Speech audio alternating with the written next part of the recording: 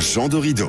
Et bonjour mon cher Jean Dorido. Bonjour mon cher Maxime, bonjour à tous. Comment allez-vous en ce samedi matin? À merveille. Docteur en psychologie, créateur du site hypnoseparis.com, je le rappelle. Et Jean, ce matin, vous nous dites que la baisse de la concentration chez les jeunes, tiens, c'est le fil rouge de cette matinée, est telle que ce chiffre et cette révélation est quand même étonnante. Même les étudiants en cinéma n'arrivent plus à suivre un film jusqu'au bout. Eh bien oui, mon cher Maxime, c'est un fait. Ce sont vos confrères du magazine Courrier International qui rapportent une enquête de l'hebdomadaire américain The Atlantic. Les journalistes sont allés à la rencontre d'enseignants en cinéma qui décrivent effectivement ce fait impressionnant. La capacité de concentration des étudiants a tellement chuté ces dernières années qu'ils ne sont plus en capacité de suivre un film en entier de bout en bout. Déjà, la diffusion d'œuvres cinématographiques en présentiel pose de plus en plus de problèmes parce que de nombreux étudiants refusent catégoriquement de rester 2 heures immobiles.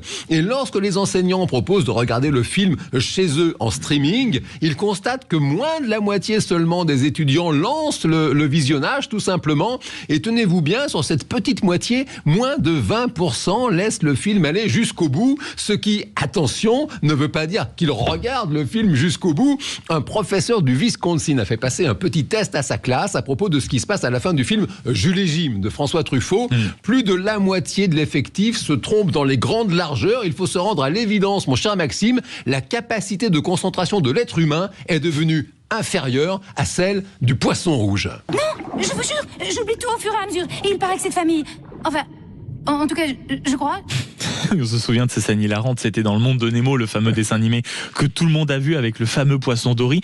Mais pour revenir à ce sujet des jeunes, comment se fait-il qu'ils aient autant de difficultés quand même à rester simplement concentrés? C'est pas inhumain. Ça n'est pas inhumain et pourtant les réponses sont assez claires parce qu'elles sont très bien documentées par la recherche scientifique avec tout d'abord en tête de liste l'effet de la surexposition aux écrans. Parce que cette surexposition, eh bien, elle entraîne mécaniquement ce qu'on appelle le multitâche. Ce sont ces personnes, vous savez, qui font plusieurs choses en même temps, comme typiquement de lancer une série et de naviguer en même temps sur les réseaux sociaux. Ces jeunes étudiants en cinéma, il faut comprendre qu'ils ont grandi avec les écrans. Ils ont passé en moyenne 5 heures par jour d'une application à une autre. Il y a un chiffre là-dessus qui est éloquent. En 2004, Maxime, le passage d'un onglet à un autre, d'une application à un autre, c'était toutes les 2 minutes et demie environ. Aujourd'hui, c'est toutes les 47 secondes. Et ce zapping permanent, eh bien, il entraîne une espèce d'addiction à la nouveauté. Le cerveau recherche en permanence l'excitation d'une nouvelle information. Et le troisième point, c'est que cette surcharge de nouvelles données, eh bien, ça fatigue le cerveau qui perd à grande vitesse sa capacité à fixer son attention. Le phénomène est tel, Maxime, que Netflix l'intègre aujourd'hui dans ses techniques narratives avec des personnages qui répètent 3 ou 4 fois l'intrigue afin justement de ne pas perdre le public qui consomme ces fictions tout en faisant 1000 autres choses en même temps. L'acteur et réalisateur Matt Damon, il est américain, a dénoncé cette semaine cette pratique. Écoutez ses propos rapportés par vos confrères du site Hater. Matt Damon a déclaré que Netflix fixait aujourd'hui 2 règles aux créateurs de films. La première consistait à répéter plusieurs fois l'intrigue. Il expliquait que Netflix demande désormais aux scénaristes de répéter l'intrigue 3 ou 4 fois à travers des dialogues au cours du film, car il part du principe que le spectateur est sur son téléphone et ne regarde pas l'écran en permanence.